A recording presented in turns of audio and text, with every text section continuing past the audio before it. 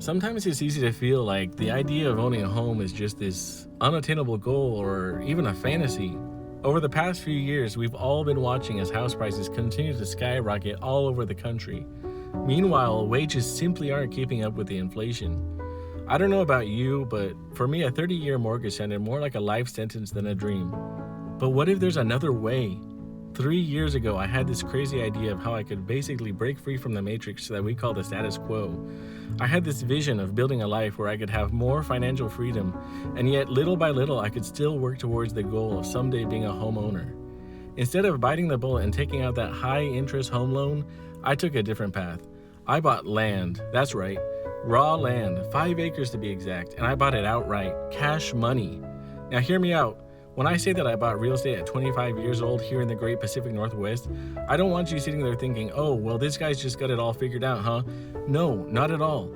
I'm talking about a piece of land with nothing on it. No house, no plumbing, no septic tank, nothing but dirt, trees, and a whole lot of rocks. Listen, I'm playing the long game here, some 5D chess. And I get it. I can already hear the naysayers. Okay, well, I don't have that kind of money just laying around to drop on a useless piece of land. Well, here's the thing. If you were already planning on buying a house the traditional way, get yourself a 30-year mortgage, you'd still be required to put down a minimum payment of at least 10% of whatever that house costs. Now, depending on where you live, that 10% could easily be $30, $40, or $50,000 or more just to get in that house. And look, I'm no financial advisor here. I'm not an expert or anything like that. And I'm definitely not going to tell you what to do with your money. Look, it's your life.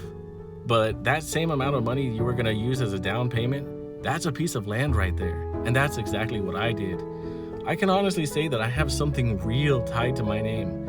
That's why it's called real estate. And I'm saying that could be you too. And now, following the birth of my firstborn daughter, that property has become something more than just a piece of land.